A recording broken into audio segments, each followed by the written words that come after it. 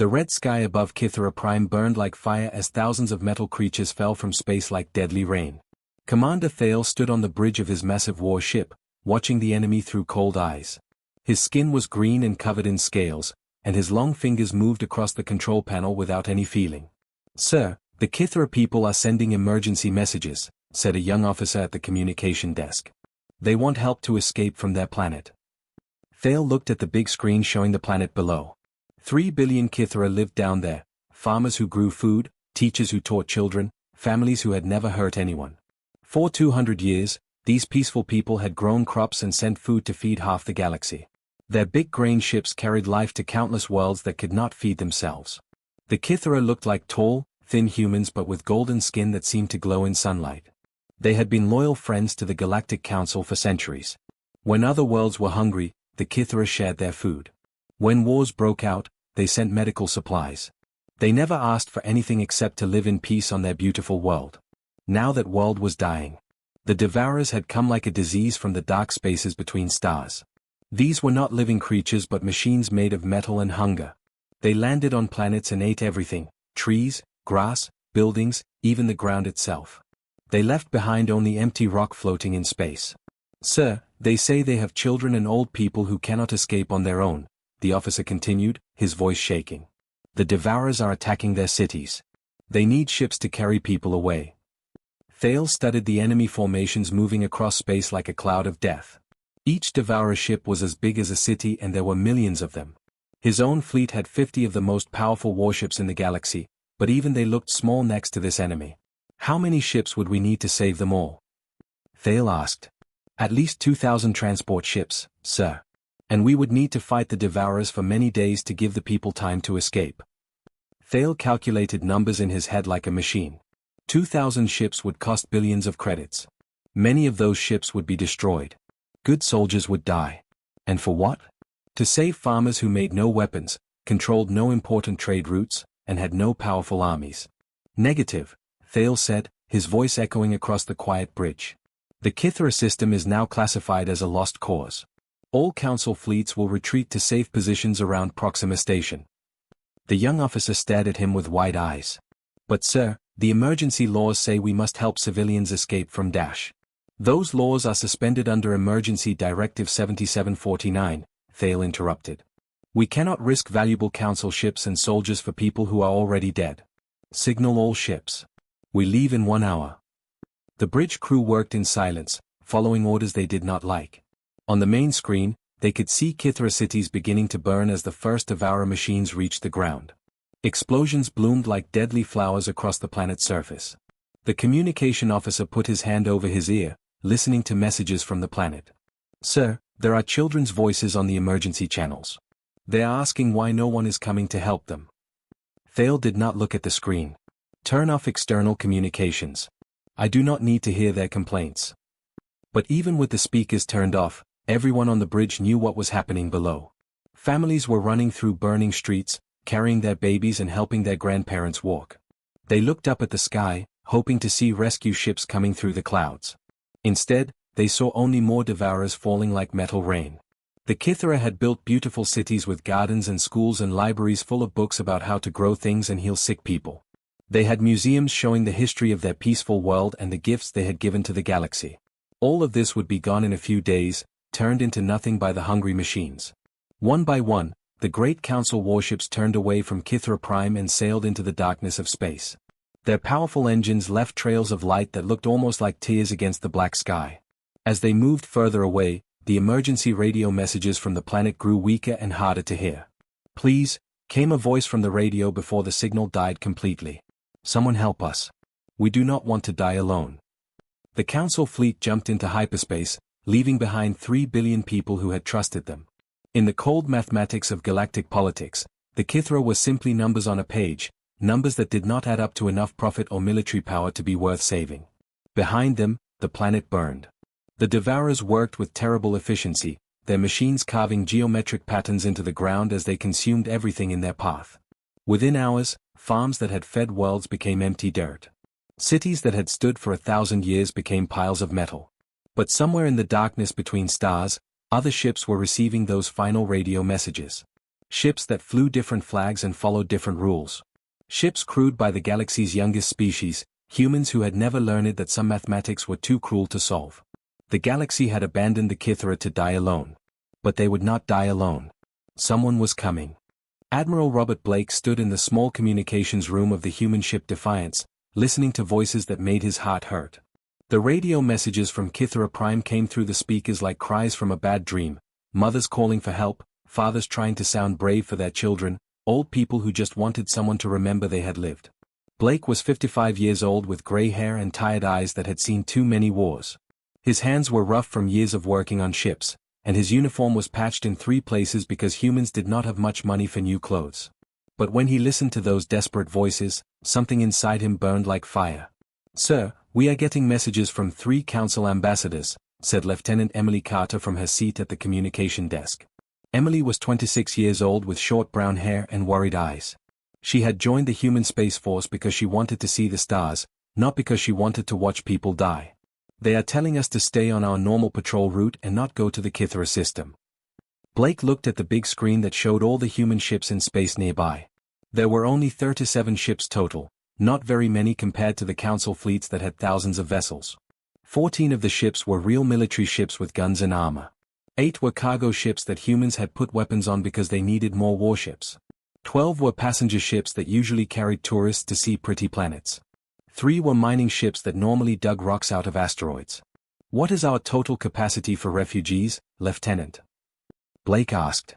Emily typed numbers into her computer, her face getting more worried as she worked. "Maybe 800,000 people if we pack them in very tight, sir. Like putting too many fish in a small tank." Captain James Mitchell walked over from the navigation station. James was 38 years old, tall and thin, with kind eyes and a voice that stayed calm even when things were bad. "Sir, the numbers do not work. There are 3 billion Kithra down there, and we can only carry a small part of that number." Blake nodded slowly. He had been doing the same math in his head, and it made him feel sick. Even if every human ship worked perfectly and nothing went wrong, they could only save 1 out of every 4,000 people. It was like trying to empty an ocean with a coffee cup. The radio crackled again, and they heard a Kithra voice speaking in broken English. "Please, anyone listening. My name is Teacher Kelvash. I have 60 students in my school. The metal creatures are coming to our town.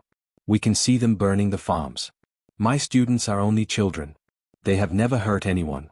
Please, if someone can hear this, we just want the children to live." Emily wiped tears from her eyes.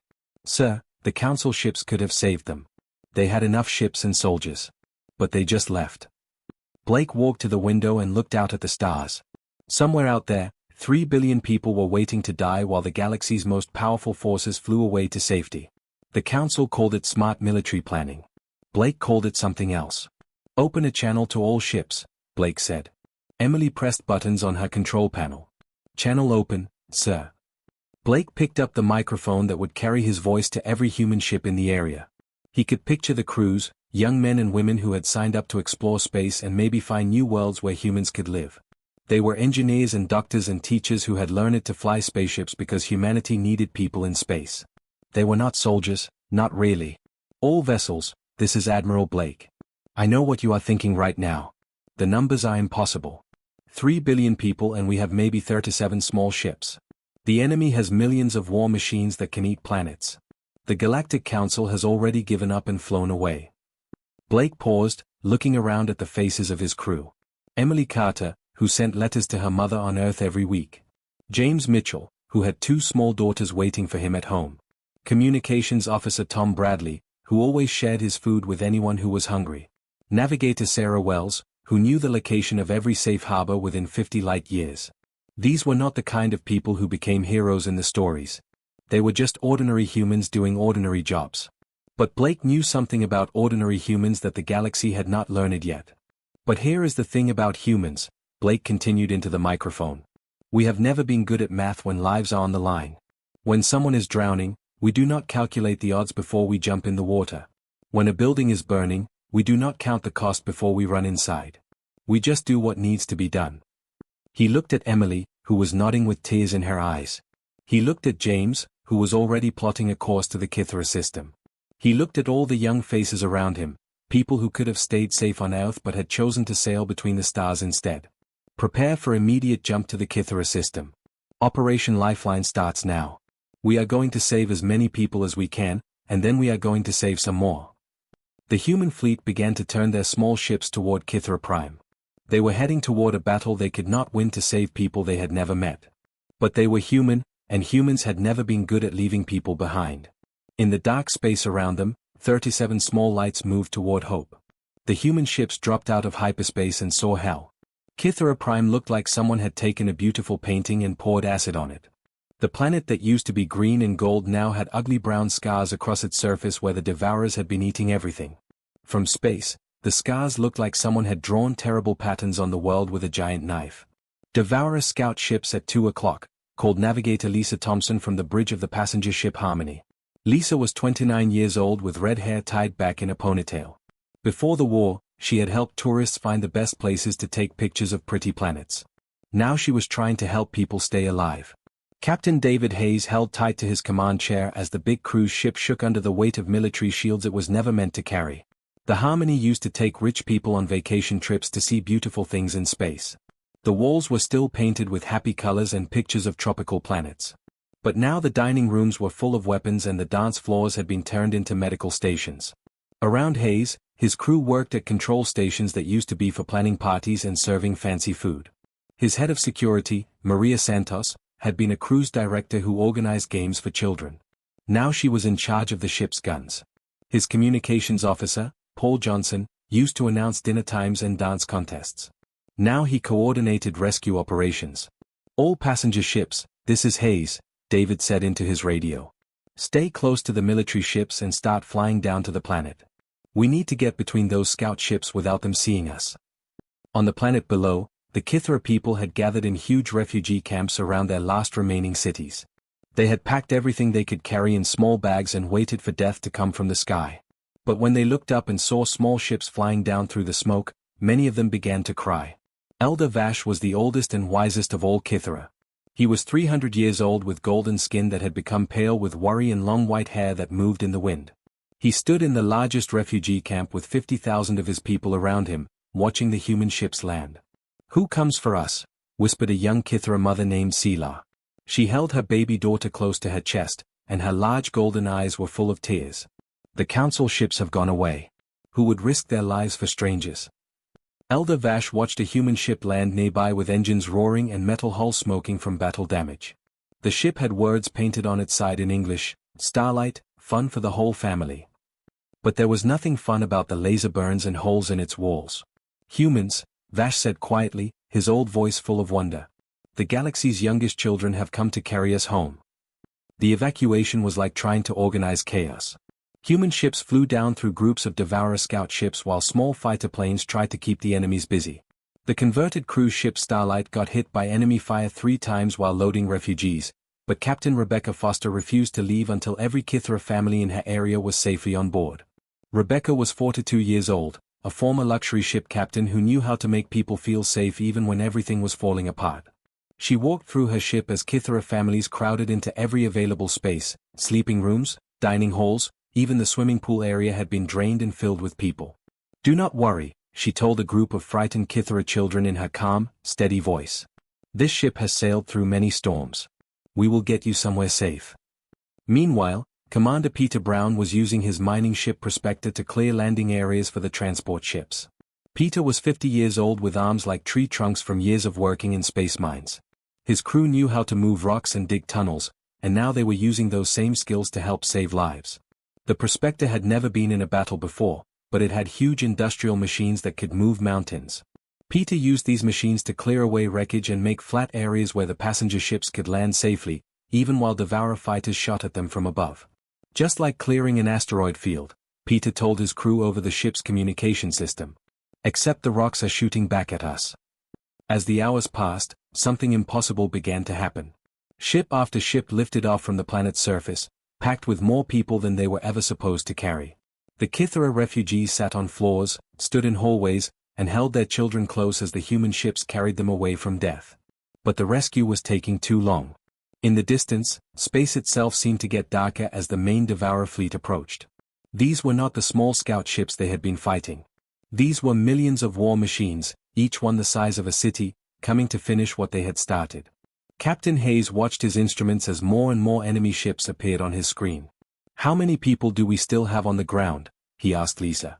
"About 1.5 billion, sir," Lisa answered, her voice tight with worry. "And the main enemy fleet will be here in less than 2 hours." Hayes did the math in his head. Even if nothing went wrong, even if all their ships worked perfectly, they needed at least 6 more hours to get everyone off the planet. They had 2 hours before the real war began. He looked around at his crew, ordinary people trying to do an extraordinary thing. They were tired, scared, and running out of time. But they were still working, still fighting, still refusing to give up. Outside the windows, stars were disappearing as the Devourer swarm blocked their light. Admiral Blake watched his screen as the main Devourer fleet came out of hyperspace like a nightmare becoming real. The enemy ships stretched across space farther than his eyes could see, millions of dark metal creatures that looked like giant insects made of steel and hunger. Each one was bigger than the largest human city, and they moved together like a swarm of angry bees. Blake felt his heart sink as he counted the enemy numbers. His small fleet of 37 ships looked like toys next to this massive army. But he kept his face calm because his crew was watching him, and they needed to see strength even when he felt afraid. "How many people are still on the planet?" Blake asked. Lieutenant Emily Carter looked at her computer screen with tired eyes. She had been working for 18 hours straight, coordinating rescue ships and counting refugees. 1.2 billion people still need to be picked up, sir. We have been working as fast as we can, but there are just too many. Blake nodded and did the terrible math in his head. His ships needed at least 8 more hours to save everyone on the planet. The Devourer fleet would reach Kithra Prime in less than 2 hours. Even if his people worked perfectly with no mistakes and no problems, they would run out of time. Captain William Ross appeared on the communication screen from his ship Valiant. William was 35 years old with short black hair and a scar on his left cheek from an old accident. His ship carried 20 small fighter planes that had been battling the Devourer scouts all day. "Sir, my fighter pilots are exhausted and we have lost half our planes," William reported, his voice heavy with sadness. "The enemy scouts are getting stronger, and we cannot hold them back much longer. Some of my best pilots will never go home to their families." Blake felt each lost life like a punch to his stomach. These were young men and women who had joined the Space Force to explore and protect, not to die in hopeless battles. But they kept fighting because people needed saving. Another voice came through the radio, Captain David Hayes from the passenger ship Harmony. "Admiral, my ship is so full of refugees that people are sleeping in the hallways and bathrooms. But our sensors show there are still thousands of families at the southern evacuation point. They have children who cannot walk very far, and old people who need help getting to the ships." Blake closed his eyes for a moment and saw the faces of all the people counting on him. His own crew, who trusted him to make good decisions. The Kithra refugees already on his ships, who believed humans would keep them safe. The families still on the planet, looking up at the sky and hoping for rescue. When he opened his eyes, Blake knew what he had to do. It was not the smart choice. It was not the safe choice. But it was the human choice. "All ships, this is Admiral Blake," he said into the fleet communication system. His voice carried to every human vessel in the area, military ships with professional soldiers, cargo ships with civilian crews, passenger ships with people who used to plan vacations instead of battles. "I am not going to lie to you about our situation," Blake continued. "We are facing impossible odds. The enemy has millions of ships and we have 37. The smart thing to do would be to run away now with the people we have already saved and call it a victory." Blake paused and looked around his bridge. He saw Emily Carter, who wrote letters to her mother every week and always shared her food with anyone who was hungry. He saw James Mitchell, who had pictures of his 2 little daughters on his desk and taught them about the stars through video calls. He saw Tom Bradley, who sang old Earth songs when he thought nobody was listening. "But we are human," Blake said, his voice getting stronger. "And humans do not leave people behind. We do not run away when someone needs help. We do not calculate the cost when lives are at stake. We do what is right, even when it is hard." The next 3 hours were the longest and most terrible in human space history. The small human fleet fought like lions against an ocean of enemies. Captain Helen Morgan commanded the destroyer Courage, and when her weapons ran out of ammunition, she flew her ship directly into a Devourer vessel twice her size to protect an evacuation convoy. Lieutenant Commander Mark Davis led a squadron of 12 fighter planes against a formation of 300 enemy ships.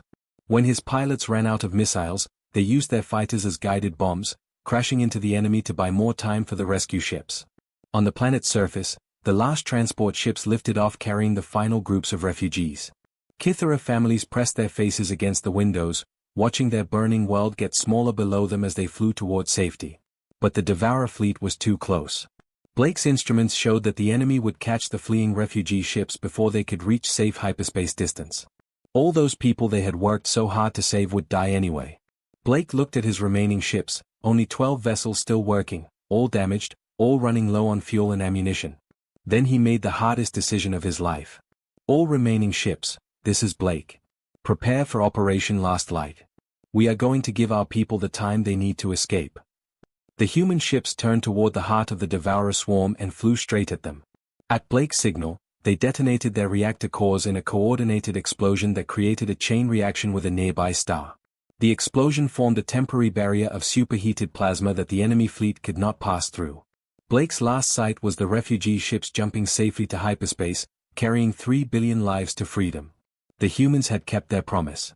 Nobody died alone. 6 months after the Great Rescue, the galaxy looked completely different. On New Haven, which was humanity's biggest farming colony, something beautiful was happening. Kythera refugees worked side by side with human farmers in fields that stretched beyond the horizon. The golden-skinned Kythera taught humans how to grow plants that could feed 10 times more people, while humans showed them how to use machines to plant seeds faster. Ambassador Margaret Wells walked through the Great Council chambers on Proxima Station, the same place where the Kythera had been abandoned to die. Margaret was 48 years old with silver hair and eyes that had seen too much sadness but still held hope. She represented humanity in the galactic government, even though most aliens still thought humans were too young and weak to matter. The chamber was full of angry voices.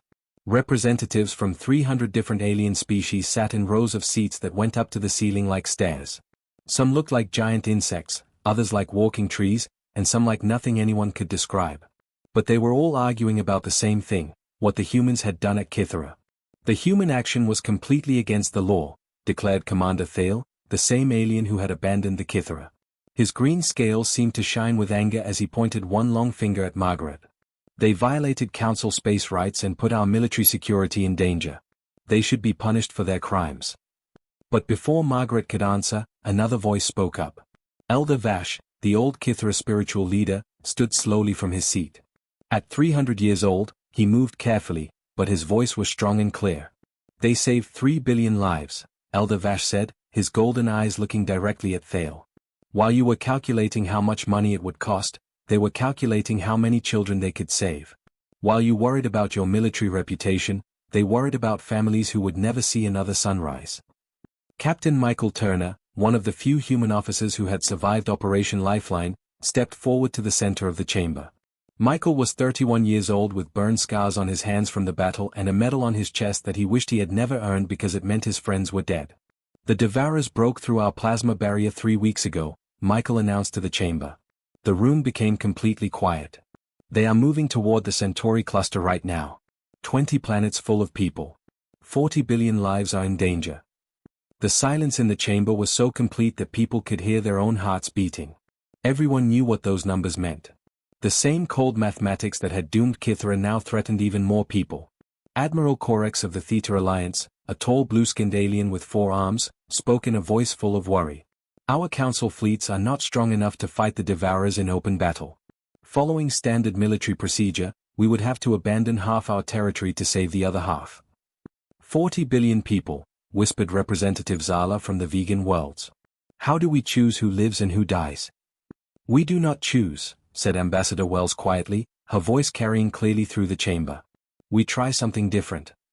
Margaret activated a holographic display in the center of the room that showed space around the Centauri cluster. But instead of showing the usual council fleets, the display showed something that had never been seen before, hundreds of ships from dozens of different species all flying together. There were Ralan destroyers with their crystal hulls flying next to human carriers with their patched metal sides. Kythera agricultural ships had been converted to carry refugees, and even some former council vessels were there, their crews having quit the council to join the fight. Admiral Blake's sacrifice did not just save the Kythera, Margaret continued, her voice getting stronger as she spoke.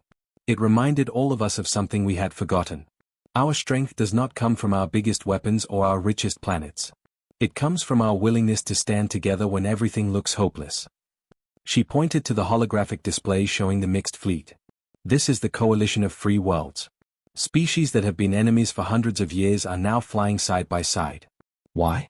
Because they learned from humans that some things are more important than politics and profit. Representative Mora from the Andromedan Republic, an alien who looked like a walking flower, stood up slowly. But the risks are enormous. If we fail, we lose everything. The safe choice would be to retreat to our strongest positions and wait. The safe choice, said Captain Turner, his scarred hands clenched into fists, is what got 40 billion people into this mess in the first place. Admiral Blake and his crew did not make the safe choice. They made the right choice. The coalition fleet met the Devourers at the edge of the Centauri cluster 2 weeks later. This time, there was no retreat and no cold calculations about acceptable losses. When the Devourers expected the Defenders to run away like always, instead they found the biggest fleet in galactic history waiting for them. Species that had been fighting each other for centuries worked together like parts of a giant machine. Human carriers provided fighter cover for Ralan destroyers. Kithara ships evacuated civilians while vegan cruisers held the battle line. Even former enemies shared weapons, food, and medical supplies. The battle lasted 3 days and nights. When the last Devourer ship exploded into pieces among the stars, 40 billion people were still alive to see another sunrise. In the Memorial Garden on New Haven, where human and Kithara children played together under 2 suns, a simple stone marker bore Admiral Blake's final words, "We stand with you, always." The galaxy's youngest children had taught everyone else what those words really meant. No one fights alone. No one dies alone. And sometimes, the smallest voice carries the greatest truth. The humans had kept their promise, and the galaxy would never be the same.